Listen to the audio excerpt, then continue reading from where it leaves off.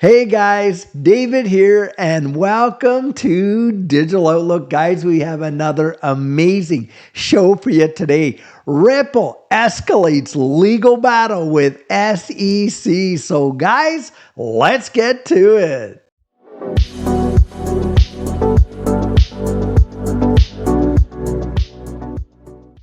So guys, I want to give you an update on XRPUnleash. Now guys, I'm right on their website right now. The link is going to be in the description of the video here.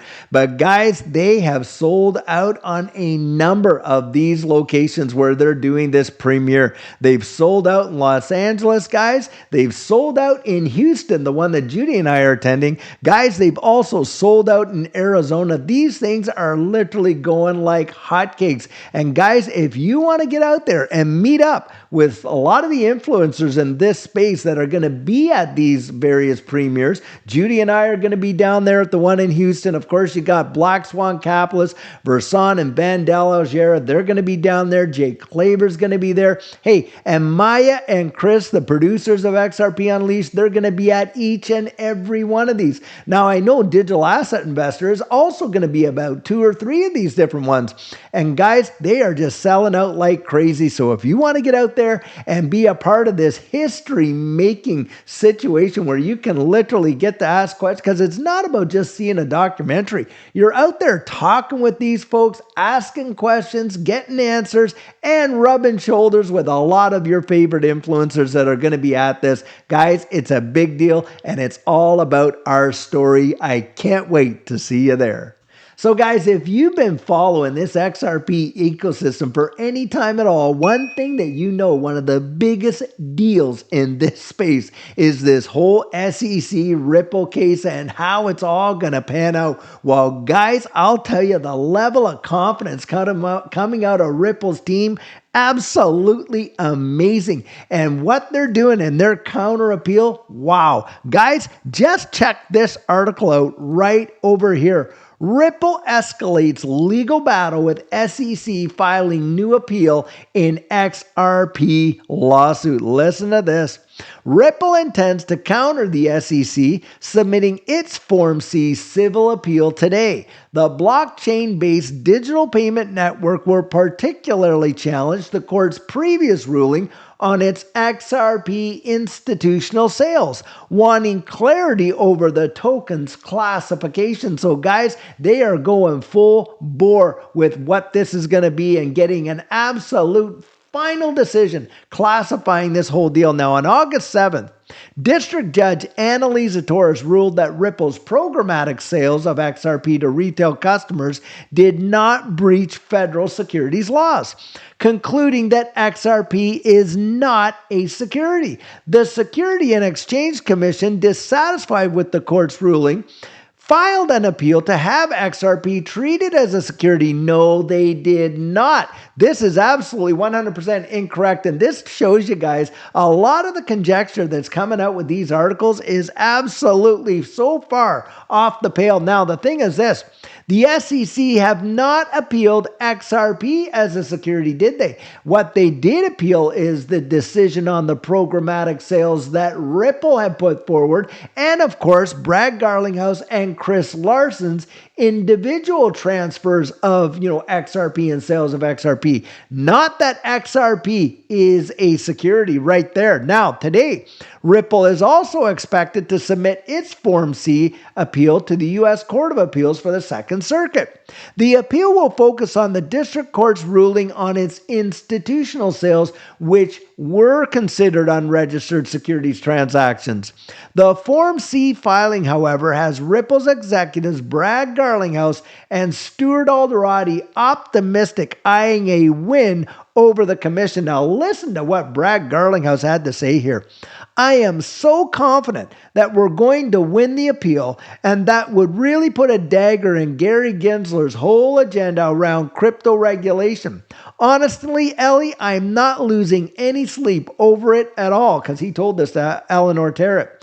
I'm so confident about it because I believe we're on the right side of the law, and I think we're on the right side of history, and that is what he said. And guys, I think a lot of us would agree with that sentiment right there. Now, Stuart Alderati also shared the same convictions with Garlinghouse, believing that they would add another win over the regulator. Alderati argued that the Second Circuit has a track record of being critical of regulators and regulatory overreach are raising their winning chances. And what is one of the biggest rebukes that the court has given the SEC? Well, of course, it has been that they have not shown a faithful allegiance to the law. And we have seen that time and time again, so much so that they've even backed out of their own submissions in some of these crypto cases. Now, at the DC FinTech Week conference, Ripple CEO Brad Garlinghouse told CNBC's Tanya I think it's Machel, that he feels that his network should have reached out to the regulators sooner. He claimed that his network made a mistake by delaying discussions with the U.S. Commission and is only now trying to recover from its losses and legal challenges. However, Garlinghouse did blame the SEC chair Gary Gensler for the late introduction of crypto regulations in the United States, arguing that he brought up hurdles for digital assets. He even called out Senator Elizabeth Warren for misrepresenting facts on cryptocurrencies, zero doubt about that. And in one of his posts, he shared his support for Republican candidate John Deaton instead. What's interesting, guys, about what this article is trying to say, what I think they're misquoting Brad Garlinghouse, because in fact, Ripple was in there for almost 8 years talking to the SEC about this whole deal. And way before that, Jay Clayton on the last day as the SEC commissioner went in there and just dropped that lawsuit as he was walking out the door. Guys, we are in for some really big, heavy hitting in this case. And I agree with Brad Garlinghouse and Stuart Alderati that the chances of winning are big. And not only that, I think they could wrench literally right out of the grip of the SEC any jurisdiction whatsoever that they have over any of this digital asset space. Guys, I think it's going to be something else, and I do believe that we are going to find ourselves on the right side of history. Now, guys, just check this out. XRP Climbs as new tokens issued on Ripple's XRP ledger hit a new all-time high. Well, guys, there's a big reason why we're seeing a lot of this. Now, XRP trades at 53.12 cents at the time of writing. The native token, the XRP ledger, has gained 1.05% on Thursday.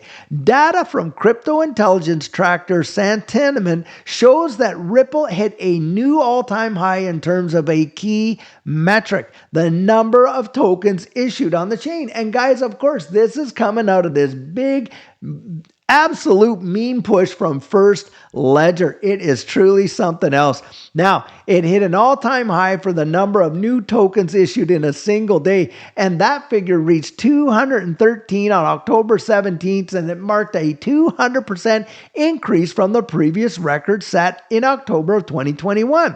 The increase in the number of tokens can be attributed to the launch of First Ledger, a project that enables traders to trade tokens on the chain in a faster manner through Telegram. And the thing is this too, guys, it's not just that. You can create your own meme coins and all this. It is really something to see. This is a total phenomenon, and I do believe it's kickstarting this entire XRP ecosystem, no doubt about it. Now, First Ledger broke XRP Ledger's all-time high for new issued tokens per day, dwarfing the peak of 2021 token craze by magnitudes. The protocol's launch has pushed the number of tokens on the ledger to a peak. Since then, it dropped to 12 on Thursday, but guys, it is really picking up. A key market mover influencing XRP price is, of course, the Securities and Exchange Commission's appeal against the final ruling in the Ripple lawsuit. But guys, I don't think long-term it's going to have very much impact whatsoever. And why do I believe that? Well, because XRP in and of itself holds on to that distinction of not being a security. And that's a done deal. That's the law of the land. That is not changing. Guys, no matter what, we are going forward, and it's the only digital asset in the entirety of this digital asset space within the United States that has that distinction right there.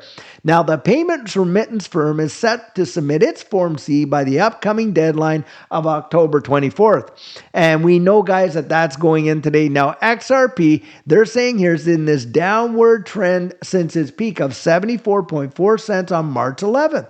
Now, technical indicators as the moving average convergence divergence, the MACD, and the relative strength index are signaling the potential for a gain in the altcoin's price. The green histogram bars on the MACD and the upward sloping RSI of 43 under the neutral level support the thesis for XRP price gain.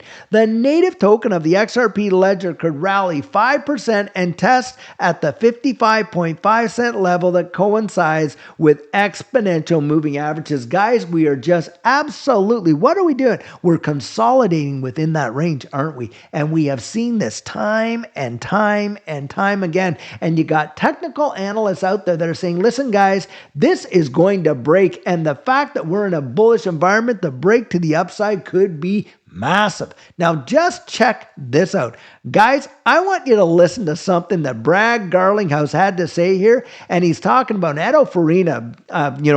We meet up with Edo, great friend of the channel. And we're on the Turning Point every Monday with Edo. Fantastic guy. Well, guys, he posted this tweet where Brad Garlinghouse was talking about no matter what happens in this next election cycle, this next election, we're going to have a reset. Just listen to this right here.